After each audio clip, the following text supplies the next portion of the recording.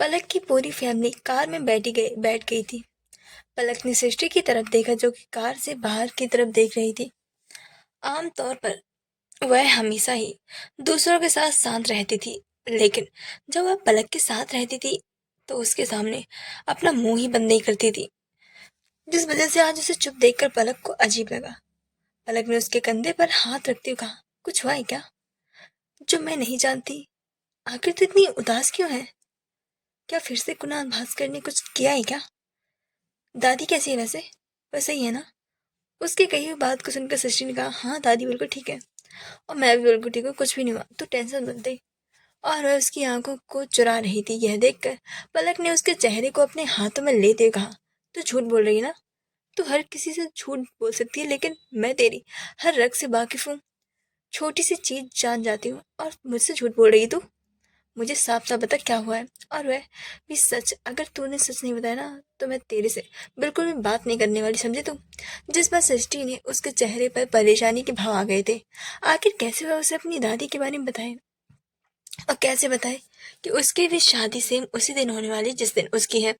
कैसे वह बताए कि वह अपनी हर चीज का गला घोटने जा रही है? यह सोचते ही उसकी आंखें आंसुओं से भर गई थी।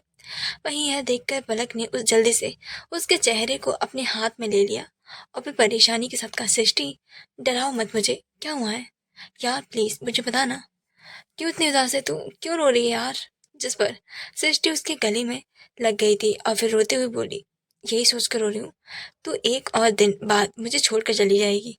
यह सुनकर पलक का मुंह बन गया था और उसने खुद से दूर करके अलग करते हुए कहा, क्या सच में यही बात है?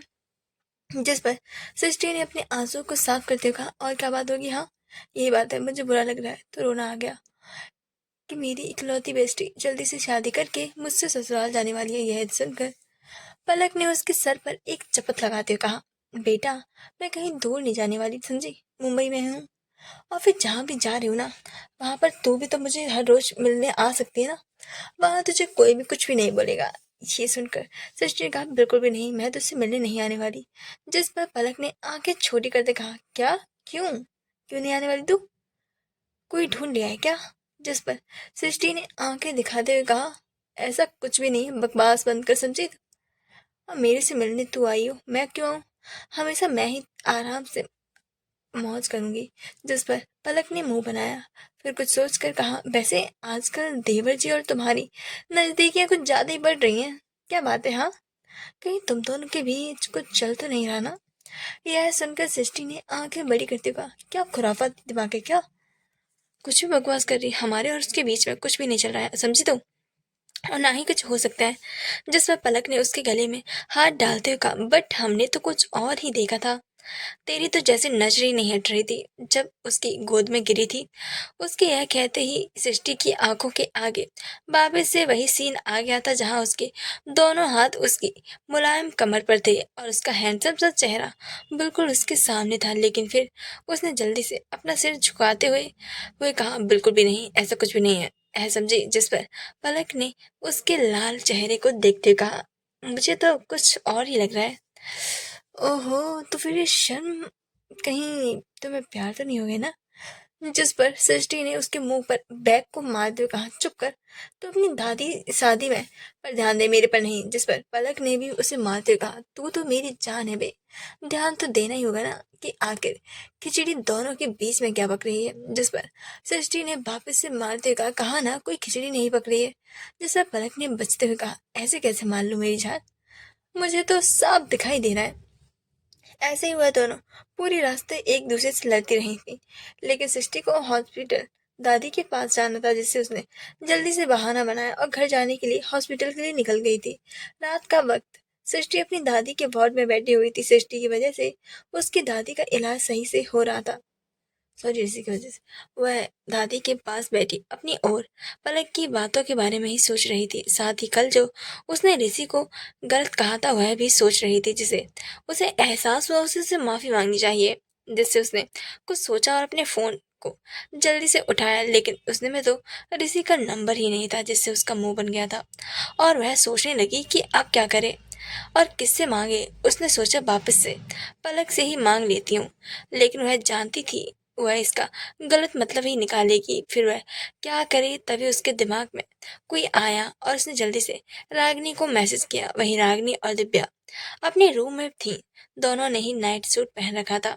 जहां पर दिव्या शीशे के सामने बैठकर अपने चेहरे पर कुछ नाइट क्रीम का यूज कर रही थी, वहीं रागिनी उल्टी साइड बेड पर लेटी हुई थी और अपने सर को बैठ के नीचे झुकाए हुए अपने हाथ में फोन को लिए हुए उसमें आज के सिद्धार्थ की फोटो को देख रही थी। उसकी आंखें जैसे किसी तारों की तरह चमक रही थी। उसने काफी खुशी से कहा, हाय कितना सुहाने दिन है ना।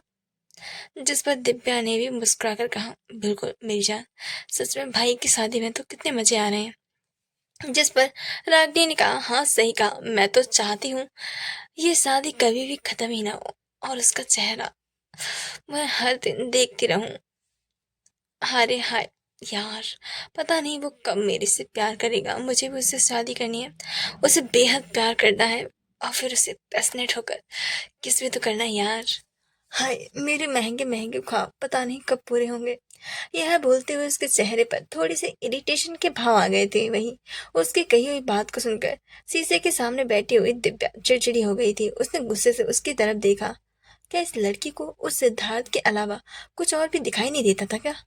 बार बार सिद्धार्थ सिद्धार्थ सिद्धार्थ, उसका चेहरा गुस्से से काला पड़ गया था, जिस वजह से उसने गुस्से के साथ कहा, ये क्या हर वक्त सिद्धार्थ की माला जपती रहती है? हाँ, ज्यादा पागल मत बन, हुआ कर समझी। कितनी बार कहा है तुझसे, उस पर ध्यान देना बंद कर। वह तेरे लायक नहीं है और ना ही वह तुझ में थोड़ा सा भी इंटरेस्ट दिखाता है। वह एक प्ले बॉय है, समझ नहीं आता क्या तुझे? दुनिया में सिद्धार्थ नाम का सिर्फ एक ही हैंडसम लड़का नहीं है, दुनिया भरी पड़ी है हैंडसम लड़कों से। तो तू उन पर ध्यान देना जो मुझ पर जान देते हैं। कॉलेज के कितने लड़के तेरे पीछे पागल हैं, उसमें से किसी को चुन ले, लेकिन नहीं, हर वक्त बस सिद्धार्थ सिद्धार्थ सिद्धार्थ। ऐसा क्या है उस कमीने में, हाँ बताना मुझे। उसकी बात को सुनकर रागिनी ने उदासी से उसकी तरफ देखा। उसकी आंखों में आंसू आ गए थे। उसने रोनी सी शक्ल बनाकर कहा, कहा ना मुझे उसके अलावा कोई और पसंद नहीं है। मुझे बस उसी से प्यार है, उसके अलावा किसी और से नहीं हो सकता। सिर्फ वही है जिसे मैं प्यार करती हूँ। और फिर भी तू हमेशा उसे गलत और गाली देती है। तो जानते हैं ना, मुझे ये बिल्कुल भी पसंद नहीं है। वह सच में अपने चेहरे को अपने हाथों में छुपाए रोने लगी थी। आगे वह उन दोनों को ही बेहद प्यार करती थी, लेकिन दिव्या को सख्त नफरत करती थी सिद्धार्थ से। उसे ऐसे रोते देखकर दिव्या ने एक गहरी सांस ली और अपनी जगह से खड़ी होकर उसके पास आ गई और पास बैठकर उसने अपने कान को पकड़ते हुए कहा, अच्छा सॉरी मेरी जान, मुझे माफ कर दे।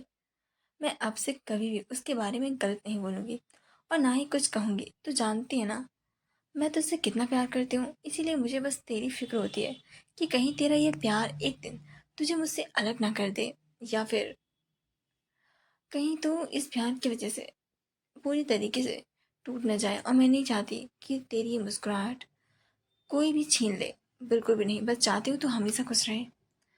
और मैं भी तो चाहती हूँ कि तू जो चाहे, जिसे चाहे, तुझे वो सब कुछ मिले। बस कभी तुझे दर्द ना मिले और ना ही ये छोटी छोटी आंखों में ऐसे मोटी मोटी आंसू आए। उसकी बात को सुनकर रागनी सिसक रही थी। उसने वापस से अपना जिस पर दिव्या ने बुरा सा मुंह बना लिया और उसने वापस कहा, सॉरी ना यार, माफ कर दे प्लीज। ऐसे रोना बंद कर, आई एम रियली सॉरी, पक्का प्रॉमिस। आज के बाद कुछ भी उसके बारे में गलत नहीं बोलूंगी। जिस पर रागनी ने अपनी आंखों पर से हाथ हटाते हुए जिनमें आंसू थे, फिर वह जल्दी से दिव्या के गले लगते खुशी के साथ बोली, thank you thank you thank you so much my love. उसे इतना खुश देखकर दिव्या ने उसके बालों को सहलाया। हुआ उसके लिए सच में एक बच्ची की तरह ही थी, जिसका बचपना वह कभी भी खोना नहीं चाहती थी। काफी देर तक गले लगाने के बाद वह उससे दूर हुई और फिर उसके गालों पर किस करते बोली, you are the best my sweetheart, I love you so much.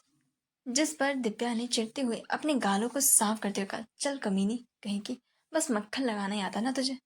जिस पर रागिनी ने अपने दांत दिखा दिए। वहीं दिव्या वापस से अपने चेहरे की मसाज करने लगी थी। वहीं रागिनी अपने फोन में लग गई थी। दिव्या ने मिरर से रागिनी के ऊपर नजर डाली, जो कि फोन में सिद्धार्थ के फोटो को देखने में लगी हुई थी। दिव्या ने मिरर से ही रागिनी के ऊपर नजर डाली थी, जो कि खुशी खुशी फोन में देख रही थी। यह देखकर उसने अपना सिर पीट लिया था। रागनी तो जैसे सिद्धार्थ की फोटो में खोई हुई थी, वह कैसे उसे छोड़ सकती है। वह सच में उसके लिए जैसे दीवानी सी हो गई थी। वह उसे बेहद प्यार करती थी। उसके एक झलक पाने के लिए वह जैसे पागल थी। वह उसे कभी भी नहीं छोड़ सकती थी, अपनी आखिरी सांस तक भी नहीं।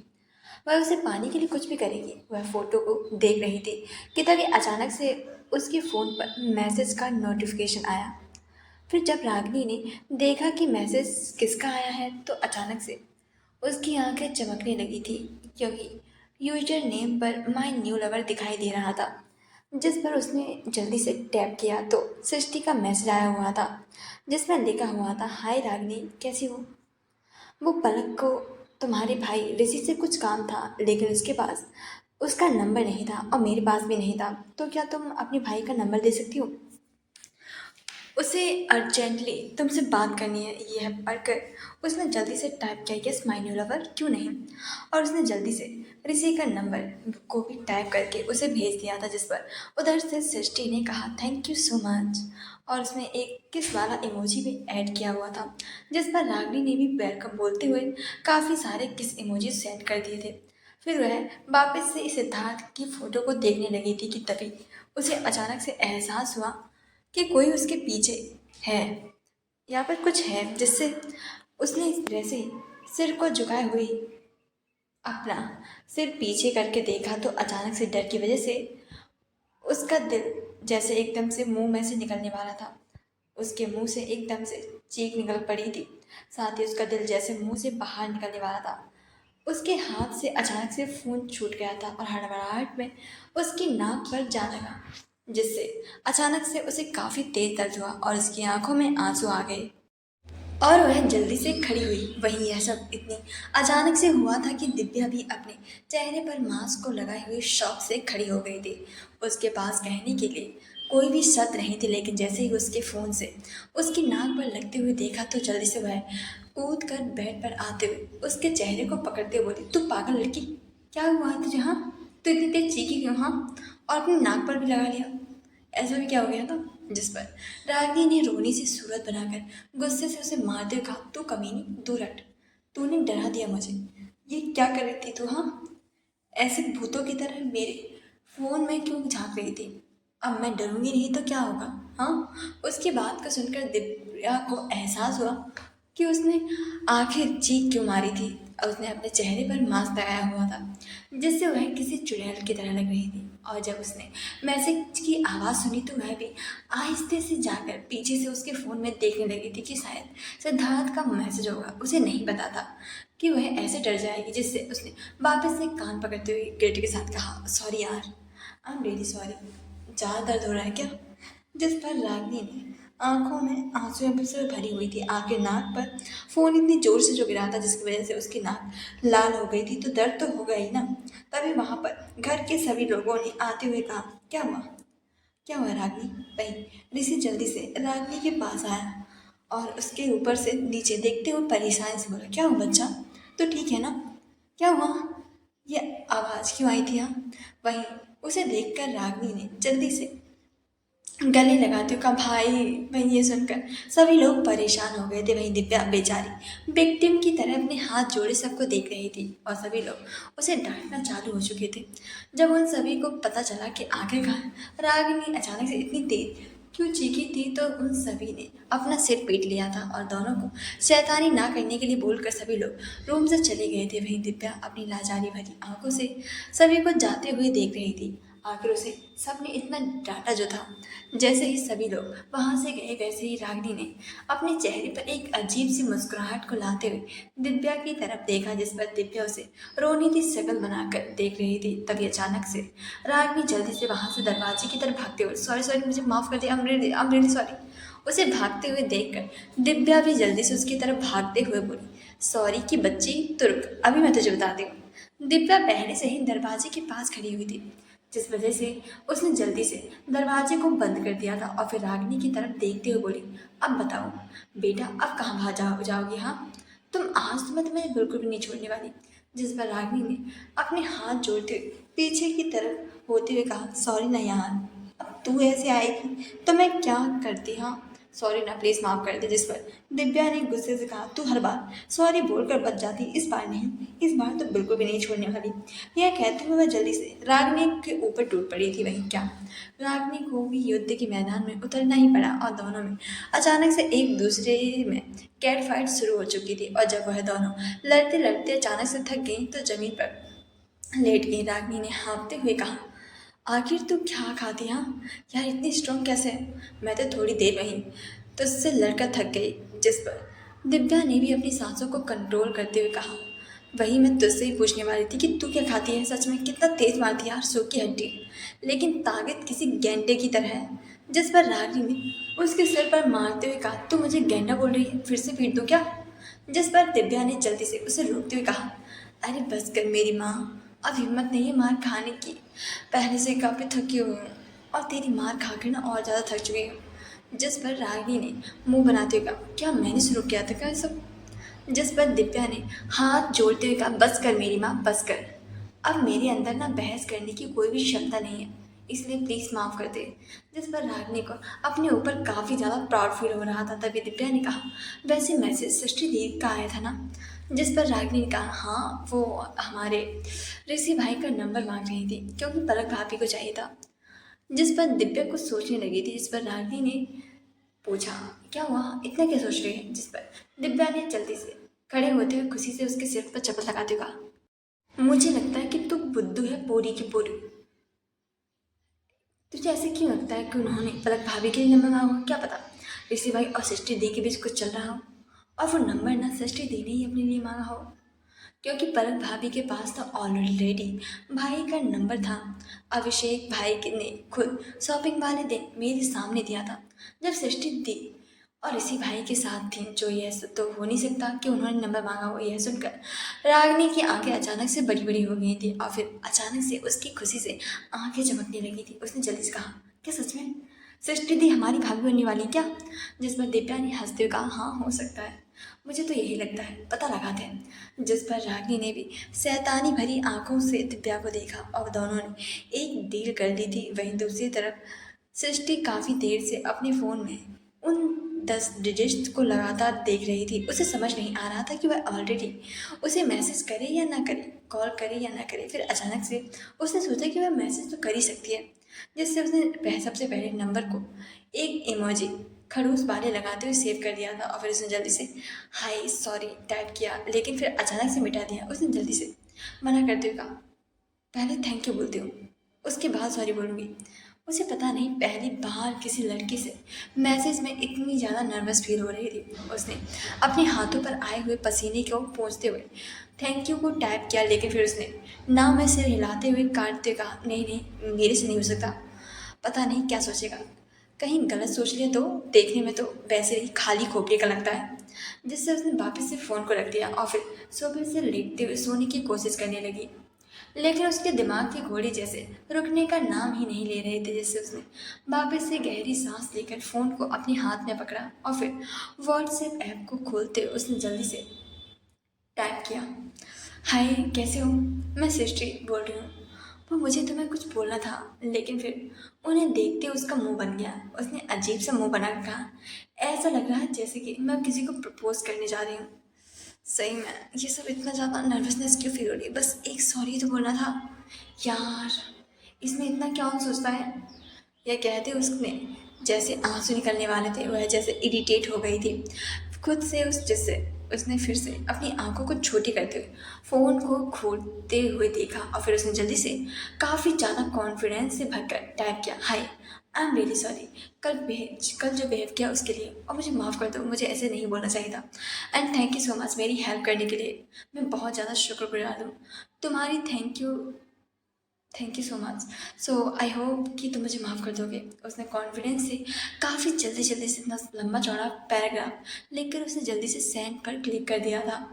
जैसे ही उसने देखा कि मैसेज सेंड हो गया है और उसने डबल की टिक हो रहा है, तो उसने व्हाट्सएप को ऐसे बंद किया जैसे कि वहाँ पर 1 मिनट और रुकी तो जैसे मर ही जाएगी। उसने जल्दी से फ़ोन को सोफे के दूसरी साइड ऐसे फेंका जैसे अभी उसके अंदर से कोई भूत निकल कर उसे खाने वाला हो।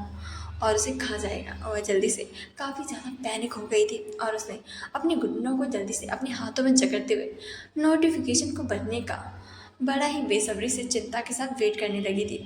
साथ ही वह अपनी लोअर लिप को भी अपने दांतों से ही काट रही थी और मन ही मन न जाने क्या क्या बड़बड़ाई जा रही थी। क्या उसने पढ़ लिया?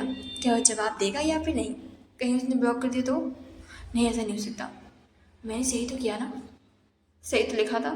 कहीं वह सो गया हो तो? नाराज तो नहीं होगा ना मेरे नंबर देखकर?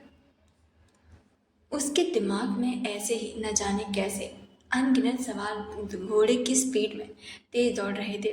सृष्टि उसके ऊपर लगाम लगाने की काफ़ी कोशिश जो कर रही थी, लेकिन जैसे वह सोचना बंद ही नहीं कर पा रही थी और चिंता और डर से अपने फ़ोन की तरफ देखे जा रही थी। लेकिन काफ़ी देर तक फ़ोन को लगातार घूरने के बाद भी उसमें कोई भी मूवमेंट नहीं हुई। है देखकर सृष्टि की आंखें छोटी हो गई थी और वह अपनी जगह पर खड़ी हुई और उसने फ़ोन को लिया तो देखा अभी तक ऋषि ने उसके मैसेज को पढ़ा भी नहीं था। यह देखकर सृष्टि ने अपने मन में कहा, क्या सच में सो गया क्या, या फिर इग्नोर कर रहा है? और वह ऋषि के बारे में ही सोचने लगी थी। तभी अचानक से उसका फ़ोन वाइब्रेट हुआ, जिसे देखकर उसने जल्दी से फ़ोन को उठा लिया और फिर लेकिन फ़ोन आए हुए मैसेज को देखकर सृष्टि की खुशी से अचानक से गायब हो गई थी और उसका चेहरा गुस्से से भर गया था। उसमें किसी अनजान नंबर से मैसेज आया होता, हाय वाइफी, कैसी हो? अपने हस्बैंड से बात नहीं करोगी क्या? भले ही नंबर अनजान था, लेकिन सृष्टि को ये समझने में एक सेकंड नहीं लगा कि वह कौन था। उसे पहचानने में जरूर ये आदि था, खुराना फैमिली का वारिस, जिसके साथ उसकी सो कॉल्ड शादी जो हो रही थी। उसने गुस्से से फ़ोन को देखा और फिर उसने गुस्से से जल्दी से टाइप करते हुए कहा नहीं, जिस पर उधर से झट से आदि का प्यार कम बेसर्मी भरा मैसेज आया, वाइफी इतना रोडली हमारा दिल तोड़ोगी तो हम तो जीते जी ही मर जाएंगे। अरे थोड़ा तो रहम दिखाइए अपने दिल फेंक आशिक पर, जो एक दिन आप बाद आपका पति बनने वाला है। उसकी बात को सुनकर सृष्टि के चेहरे पर चिढ़े हुए भाव आ गए थे। उसने गुस्से से टाइप किया, मरना है तो मर जाओ, फालतू में मुझे परेशान मत करो। और अभी तो मेरे पति बने नहीं हो जो मुझे वाइफी बुला रहे हो, अपनी लिमिट में रहो। मिस्टर आदि खुराना, आई वॉर्न यू, अब अगर मैसेज आया तो सीधा ब्लॉक कर दूंगी, समझे तुम? जिस पर 1 मिनट तक तो पूरी तरीके से सन्नाटा था, जिससे सृष्टि को लगा कि अब मैसेज नहीं आएगा, जिससे उसने गहरी सांस ली। तभी अचानक से वापस से मैसेज आया, इतना गुस्सा, बाप रे बाप, आप तो हमें गुस्से से मार ही डालेंगे, बट माय वाइफ, आप जैसी मासूम सी लड़की पर इतना गुस्सा शोभा नहीं देता वाइफी जी। और हमारी शादी होने वाली है ना, लेकिन हाँ, तो मुझे तो हक है आपको अपनी वाइफ कहने का। यकीन मानिए, रानी बनाकर रखेंगे आपको, एक भी आँच नहीं आने देंगे। बस आप मुझे हमेशा खुश करती रहना। उसकी ऐसी गंदी बात को सुनकर सृष्टि को गुस्सा 7वें आसमान पर था। भले ही उसने उस काफ़ी नॉर्मल होकर ये बात बोली थी, लेकिन सृष्टि साफ समझ गई थी उसका खुद खुश करने से क्या मतलब था। उसने जल्दी से टाइप किया, मैंने वार्न किया था ना, नाउ गो टू हेल। यह कहते उसने जल्दी से उसे ब्लॉक कर दिया और फ़ोन को गुस्से से सोफे से दूसरी साइड फेंक दिया था और फिर गुस्से को पकड़कर गुस्से से बैठ गई थी और उसे समझ नहीं आ रहा था कि तभी उसने ब्लॉक कर दिया था, बट जब वह सामने होगा तो वह कैसे संभालेगी सब, यही सोचकर वह फ्रस्ट्रेट हो गई थी और वह सोफे से खड़ी हुई और वार्ड के अंदर इधर से उधर घूमने लगी थी। वहीं दूसरी तरफ मुंबई के 5 स्टार होटल के एक प्राइवेट स्वीट के अंदर एक लड़का अपनी बाहों में एक खूबसूरत सी लड़की को लिए हुए लेटा था। उन दोनों ने काफ़ी कोई कपड़े नहीं पहने हुए थे, बस एक पतली सी वाइट कलर की ब्लैंकेट दोनों की कमर तक डाला हुआ था। लड़की आराम से उसके सीने पर सुकून से अपना सिर रखकर सो रही थी, लेकिन लड़का अपने फ़ोन पर लिखे हुए फ़ोन पर कुछ देख रहा था और उसका चेहरा गुस्से से लाल था। वह आदि ही था। उसने गुस्से से अपने और सृष्टि के चैट्स को देखते हुए कहा, तुझे तो मैं छोड़ूंगा नहीं, तेरी हिम्मत कैसे हुई मुझे आदि खुराना को ब्लॉक करने की? किसी भी लड़की ने मुझे आज तक ऐसे इंसल्ट नहीं किया, फिर तेरी तो औकात ही क्या है साली, माँ की आँख।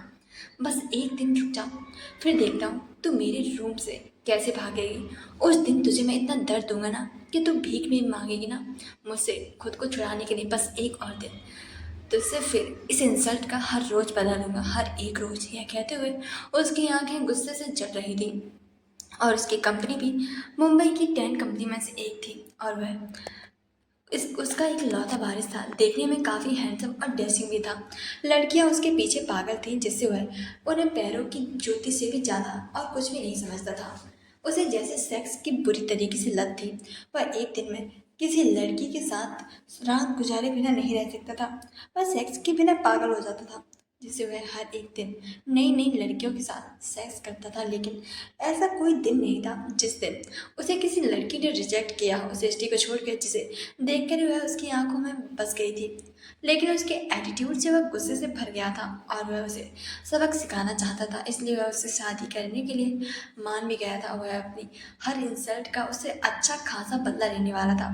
उसने गुस्से से अपने फ़ोन को ज़मीन पर फेंक दिया और फ़ोन की आवाज़ को सुनकर वह लड़की, जो कि सो रही थी, अचानक से जाग गई थी और आदि से बड़े ही प्यार से कसमसाती हुई आवाज़ में बोली, डार्लिंग क्या हुआ? तुम्हारा चेहरा इतना लाल क्यों है और ये आवाज़ कैसी थी? उसकी बात को सुनकर आदि ने उस लड़की की तरफ देखा तो उसकी आंखों में हवस भर आई थी। उसने जल्दी से लड़की के ऊपर से ब्लैंकेट को हटा दिया और जल्दी से उसके ऊपर आ गया। थोड़ी देर बाद उस रूम में हवस भरी अजीबोगरीब लड़की की चीखती हुई आवाज़ें गूंज रही थी। वहीं दूसरी तरफ रागिनी ने रूम में आने के बाद ऋषि अपने लैपटॉप के आगे कुछ विदेशी लोगों के साथ वीडियो कॉन्फ्रेंस पर मीटिंग कर रहा था।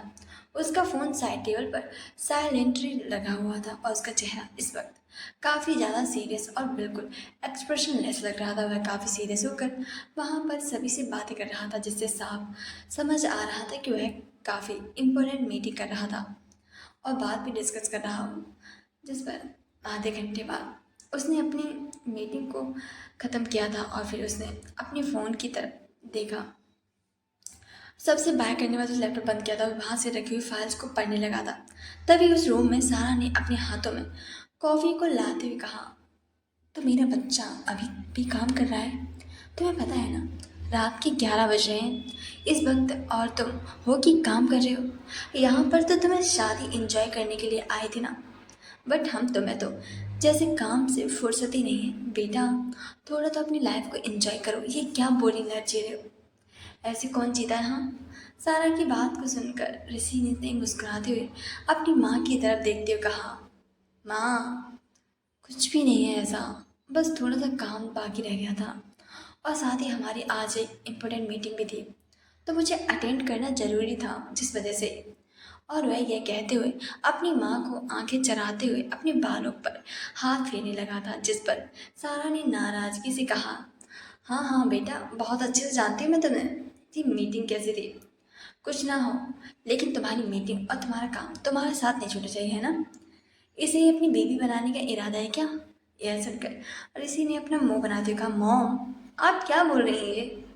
जिस पर अभी ने भी रूम में आते हुए कहा, हाँ क्यों नहीं, मेरे बेटे को ऐसे परेशान कर रही हो, देख नहीं रही हो मेरा बेटा कितनी मेहनत कर रहा है अपने पिता को गर्व कराने के लिए। हाँ, यह कहते हुए उसने काफ़ी फ्रेंडली जाकर ऋषि के कंधे को थपथपाया और उसके बगल में ही गले में हाथ डालकर बैठ गया था। वहीं यह देखकर और सुनकर सारा ने आंखें छोटी करते हुए कहा, आप तो अपना मुंह बंद ही रखिए, आपकी क्या एक जगह पैर नहीं टिकते क्या? जहाँ देखो वहाँ पर मेरे पीछे पीछे आ जाते हैं। जिस पर अभी ने जल्दी से कहा, मैंने कहा ना, तुम्हारे बिना मेरा दिल ही नहीं लगता है। उसकी बात को सुनकर सारा ने उसे अपनी खा जाने वाली पैनी नज़रों से घूरते हुए कहा, ये प्यार वाला मक्खन ना किसी और को जाके लगाना, क्योंकि मैं तुम्हारे जाल में तो बिल्कुल भी नहीं फंसने वाली। समझ में आया?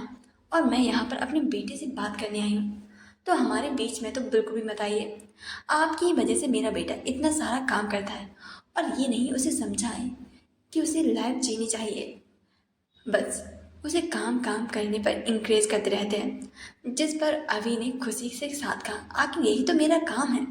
जिस पर सारा ने गुस्से से कुछ बोलने वाली थी कि उनके झगड़े को देखकर ऋषि ने अपना सिर ना में हिलाते कहा, मॉम डैड प्लीज़ आप दोनों लड़ना बंद करेंगे? इतनी रात हो गई है और आप दोनों को ही अपने रूम में जाना चाहिए, मुझे भी सोना है। यह सुनकर सारा और अभी दोनों ही मुंह बनाकर उसे देख रहे थे। जिस पर ऋषि ने बारी बारी से दोनों को देखा और फिर गहरी सांस लेकर कहा, ओके बताइए क्या हुआ, क्या बात करनी है आपको, मैं अच्छे से सुनूंगा, ओके। यह सुनकर उन दोनों ने खुशी से आंखें चमकने लगी थी।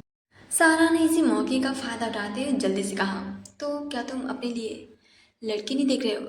तुम भी तो किसी अच्छी सी लड़की को देखकर शादी। इसके आगे वह कुछ बोलती ऋषि ने गुस्से से सोफे से खड़े होते हुए कहा, सॉरी मॉम, बट मैं साफ साफ क्लियर करना चाहता हूँ कि मुझे अभी कोई भी शादी नहीं करनी है, और बिल्कुल भी नहीं। इसलिए अब आप अपने रूम में जाइए। वहीं यह देखकर सारा का मुंह उतर गया था। उसने गुस्से से अभी को देखा, जो कि बड़े ही चिल्ली एक्सप्रेशन से उसे देख रहा था, जिसे कह रहा हूँ, मैंने तो पहले ही कहा था। जिस पर सारा ने अपने गुस्से को कंट्रोल करते कहा, बट ऋषि बुराई क्या है? तुम्हारी एज बिल्कुल सही है शादी के लिए। जिस पर ऋषि ने काफ़ी इम्पेशेंट होते हुए कहा, मॉम प्लीज़, मैंने कहा ना मुझे नहीं करनी शादी, और मैं भी कोई शादी नहीं करना चाहता। इसलिए अब कोई सवाल नहीं, और ना ही मुझे इस पर कोई भी बहस करनी है। जिस पर उसने अभी ने कुछ कहना चाहा, जिस पर ऋषि ने कहा, डैड मॉम को लेकर जाइए और आप इन्हें अच्छे से समझाइए, मुझे कोई शादी नहीं करनी है। जिस पर अभी ने जल्दी से सारा को पकड़ते हुए कहा, हाँ मैं समझा दूंगा। जिस पर सारा ने खुद को छुड़ाते हुए गुस्से से कहा, बट ऋषि। जिस पर ऋषि ने पहले अभी के बीच में टोकते हुए कहा, उसने बोल दिया ना मुझे शादी नहीं करनी है, तो फिर क्यों उसे फोर्स कर रही हो? जब उसे करनी होगी तो कर लेगा। जिस पर सारा ने गुस्से से कहा, हाँ तुम तो यही चाहते हो ना कि वह बस ऐसे ही रोबोट की तरह रहता रहे।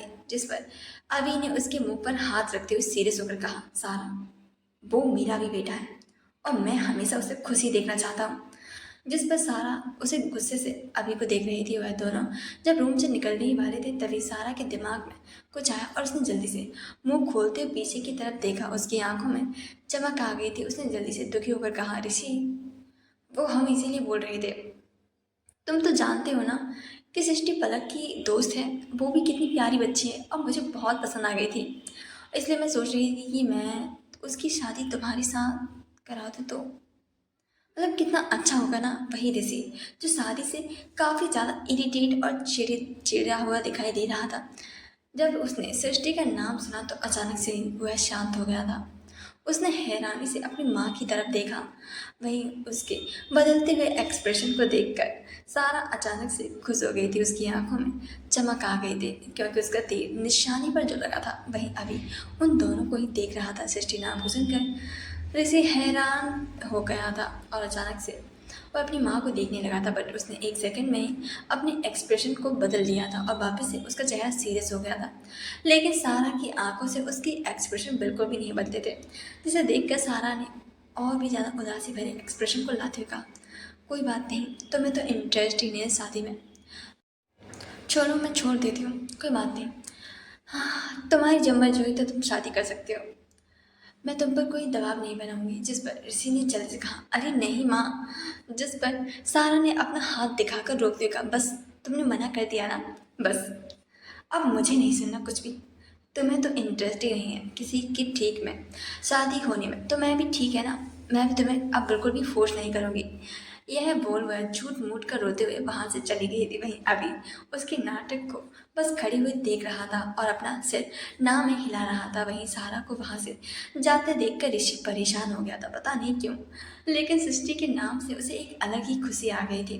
उसे समझ नहीं आया कि सच में वह शादी करना चाहता था। वह खुद में ही कंफ्यूज हो गया था।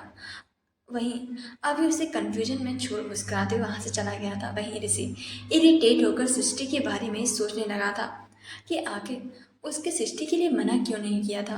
कि काफ़ी देर तक सोचने के बाद और यहाँ से वहाँ होने के बाद वह जाकर इरिटेट होकर सोफे पर बैठ गया था, और फिर उसने अपने फ़ोन को उठाया और उसे ऑन किया।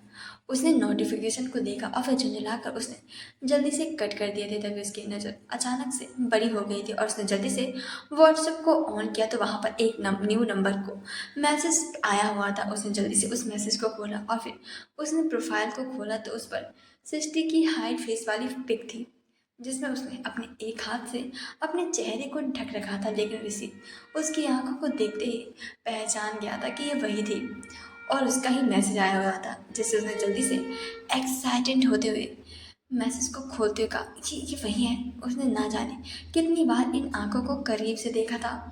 ये पहली आंखें थी जो उसने अपनी बहनों के बाद देखी थी और जो उसे बेहद ही पसंद भी आ गई थी। और फिर उन आंखों की गहराई में देखने की उसकी मन में लालसा थी।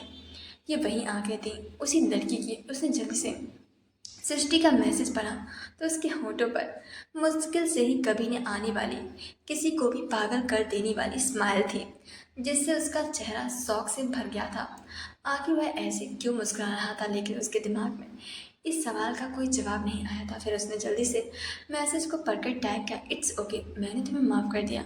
वह सेंड करने ही वाला था कि तभी वह रुक गया और उसने अपने कान को खुजाते हुए फिर उसने जल्दी से मैसेज को डिलीट करते हुए कहा, मैं इतनी जल्दी किसी को माफ़ नहीं करता, फिर इसे क्यों करूँ माफ़। और उसने इस फ़ोन को उस साइड टेबल पर रख दिया और फिर उसने वापस से फ़ोन को पकड़ा और उस मैसेज को पढ़ने लगा, जिससे उसने चेहरे पर स्माइल आ गई थी। फिर उसने जल्दी से नंबर की तरफ देखा और उसने मन में कहा, इसके पास मेरा नंबर कहाँ से आया होगा, क्या वह मुझे पसंद तो नहीं करने लगी होगी ना। यह सोचकर उसके गाल जैसे लाल हो रहे थे। वह कितनी अजीब हरकतें कर रहा था, यह उसे भी समझ नहीं आ रहा था। वह जल्दी से उस मैसेज को बार बार पढ़ने लगा था और फिर उस नंबर को कॉन्टैक्ट में सेव करने लगा, लेकिन फिर उसने सोचा कि वह नाम क्या लिखे। फिर उसने बेवकूफ़ लड़की के साथ एक एंग्री इमोजी लगाकर उस नंबर को सेव कर दिया था और फिर उस मैसेज को काफ़ी देर तक देखता रहा और बेड पर जाकर उसे देखते देखते हुए सो गया था। वहीं दूसरी तरफ सृष्टि की आंखों में नींद तो जैसे कोसों दूर तक मानो नामो निशान ही नहीं था। वह काफ़ी देर तक बेचैन और परेशान थी। आदि की बात को सुनने के बाद उसका मूड जैसे खराब हो गया था। वह खिड़की के पास चांद पर किसी को लगातार देखे जा रही थी, जिसके उसकी पूरी लाइफ किसी फिल्म की तरह चल रही थी।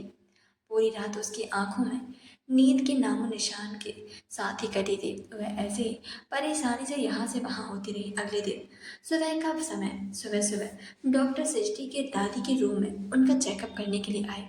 उन्होंने अच्छे से उन्हें चेक किया और फिर उनकी कंडीशन पहले से काफ़ी बेटर थी, जिससे उन्हें सृष्टि से काफ़ी खुशी के साथ कहा। तभी उनका फ़ोन बजा। उसने कल रात से फ़ोन को छुआ भी नहीं था। उसने चेक किया तो पलक का कॉल आ रहा था। जब उसने कॉल उठाया तो उधर से पलक की बिना सांस लिए आवाज़ आई, तुम जल्दी से तैयार हो जाओ, मैं 1 घंटे में तुम्हें लेने के लिए किसी को भेज रही हूँ और फालतू में कोई सवाल जवाब नहीं सुन रही हूँ, समझी तुम, बस भेज रही हूँ, बस तुम जल्दी से तैयार रहना। यह सब सुनकर सृष्टि उसे कुछ बोलती उससे पहले ही पलक जल्दी से कॉल को डिस्कनेक्ट कर चुकी थी। वहीं सृष्टि जैसे हक्की बक्की खड़ी हुई फोन को लगातार घूर घूर कर देखे जा रही थी। आखिर ये कैसा तूफान था, जिससे उसने गुस्से से वापस से फोन लगाया तो पलक ने जल्दी से उठाकर उसे बोलने का एक भी मौका न देते हुए जल्दबाजी में कहा, चुपचाप से तैयार हो जाओ बस, और यहाँ आओ और प्लीज़ किसी बेचारे के टाइम की रिस्पेक्ट करना, टाइम से तैयार हो जाना, सिर्फ 1 घंटा है, आज भी लेट हुई ना तो मेरे कहर से आज तुम्हें कोई नहीं बता सकता। उसकी बात को सुनकर सृष्टि को समझ नहीं आया कि आखिरकार वो क्या बोले। वह जल्दी से बोलना चाहती, अरे लेकिन लेकिन लेकिन कहते कहते ही वापस से दूसरी बार उसका कॉल हड़बड़ी में काट दिया गया था। यह देखकर वह गुस्से से फ़ोन को देखते हुए बोली, पलक की बच्ची, तुझे तो मैं अभी आकर बताती हूँ। और वह वहाँ से दादी का ख्याल रखने का बोलकर जल्दी से वापस से भास्कर मैंसन के लिए निकल गई थी। वहाँ पर सब कुछ देखकर उसका मूड वापस से खराब हो गया था, क्योंकि वापस से वहाँ पर मेहंदी और संगीत की तैयारी चल रही थी, जिससे वह काफ़ी ज़्यादा इरिटेट हो गई थी और गुस्से से पैर पटकते हुए अपने रूम में चली गई थी। और जल्दी से आज रात के लिए सामान को पैक करने के वह वहाँ से पलक के यहाँ जाने के लिए निकलने लगी थी। वह अपने बैग को लेकर बाहर गई आई। उसे कहीं जाते हुए देखकर नैना जी ने कहा, सृष्टि कहाँ जा रही हो, तुम्हें दिख नहीं रहा है क्या कि हम कितनी मेहनत कर रहे हैं तुम्हारे लिए, तुम्हारी संगीत के लिए। उनकी कही हुई बात को सुनकर सृष्टि अपनी आंखों में गुस्से के साथ देखते हुए बोली, सॉरी बट मेरे लिए आपको मेहनत करने की जरूरत नहीं। यह सुनकर नैना जी ने गुस्से से कहा, सृष्टि तमीज से बात करो, माँ हूँ मैं। जिस पर सृष्टि ने भी गुस्से से कहा, माँ शब्द बोलकर इसे गंदा मत करो, अपने काम से काम रखो और ज़्यादा मेरी चीज़ों में टांग अड़ाने की कोई भी ज़रूरत नहीं, समझ में आया नैना जी। यह बोलकर वह गुस्से से वहाँ से जाने लगी। वहीं उसके ऐसे बिहेव से नैना जी के गुस्से का बांध जैसे टूट गया था। वह गुस्से के साथ सृष्टि की तरफ बढ़ी और गुस्से से उसके बालों को कस कर पकड़ा और एक जोरदार थप्पड़ उसके गालों पर मारते हुए बोली, आगे क्या? समझती क्या हो तुम अपने आप को? हाँ, मुझे इग्नोर करने की तुम्हारी हिम्मत कैसे हुई? आखिर तुमसे किस बात की अकड़ है? हाँ? मैं तुम्हारी कोई नौकर नहीं हूँ जो तुम्हारे आगे पीछे हर चीज़ के लिए भागती रहूँ। शादी कर रही हो तो इसका मतलब ये नहीं है कि तुम हमारे सर पर बैठकर तांडव करो और हम कुछ भी ना कहें। तुम्हारी माँ तो मर कर तुम्हें तमीज़ नहीं सिखा पाई, लेकिन मैं आज ज़रूर सिखाऊंगी। तुम्हें बहुत हवा में उड़ रही हो ना? वहीं उसी वक्त कोयल अपने फ़ोन में हाथों में फ़ोन लिए शॉर्ट्स पहने हुए अपने रूम से बाहर निकली थी कि नीचे की आवाज़ सुनकर उसने जल्दी से नीचे देखा तो नीचे का शो देखकर उसकी आंखें चमकने लगी थी। उसने मुस्कुराकर कहा, वाह क्या सीन है। यह बोलते हुए जल्दी से वहाँ की रिकॉर्डिंग करने लगी थी। वहीं सृष्टि, उसका मूड पहले से ही काफ़ी ज़्यादा खराब था। जब उसने नैना जी के थप्पड़ खाया तो उसकी कही हुई बातों को सुना तो उसका गुस्सा जैसे सातवें आसमान पर पहुँच गया था, जिस वजह से उसने अपने गुस्से को कंट्रोल करने की भी कोशिश नहीं की और उसने गुस्से से नैना जी के हाथ को कसकर पकड़कर उसे गुस्से के साथ झटकते हुए कहा, मिस नैना जी, आखिरकार आप अपने आप को असली रंग दिखाई दिया ना? यही रंग अपने पति के सामने क्यों नहीं दिखाती? हाँ, आखिर मैंने कितनी बार कहा है आपसे कि अपनी हद में रहकर बात किया करिए। आपकी हिम्मत कैसे हुई मेरी माँ के बारे में कुछ भी बोलने की? आप शायद भूल सकती हैं लेकिन मैं नहीं भूली हूँ। आप ऐसी औरत हैं जो उसकी पत्नी के मरने के बाद भी उसके पति का दिल बहलाती है और उसके सामने एक सीधी सादी बीवी बनने का ढोंग करती है। लेकिन मैं तुम्हारी नस नस से वाकिफ हूँ, इसलिए मुझसे तो पंगा लेने की सोचने मत मिस नैना जी। इसलिए वार्न कर रही हूँ, दूर रहो मेरे से, वरना मैं तुम्हें जान से मार दूंगी। उसने जैसे ही कहा वैसे ही एक जोरदार थप्पड़ फिर से आकर उसके गालों पर जा लगा था, जिस वजह से उसके होठों से किनारे से अचानक से खून निकलने लगा था। वही इस थप्पड़ को खाकर सृष्टि के चेहरे पर दर्द भरी लेकिन एक मजाकिया स्माइल थी। उसने अपनी आंखों को घुमाकर अपने सामने खड़े हुए अपने पिता कुणाल भास्कर को देखा। उन्हें देखकर उसकी आंखों में नफरत और गुस्सा भराया था। उसकी आंखें खून की तरह लाल हो गई थी और फिर उसने हंसते हुए कहा, thank you so much dad. हमेशा की तरह आज भी सिर्फ मुझे गलत समझने के लिए, सिर्फ मुझ पर हाथ उठाने के लिए, मेरी बची कुची सारी उम्मीदें तोड़ने के लिए भी थैंक यू सो मच। मैं अब चलती हूँ, कल शादी में मिलेंगे। यह बोल वह खुद को संभालते हुए पलटी और वहाँ से अपने सूटकेस को लेकर जाने लगी थी।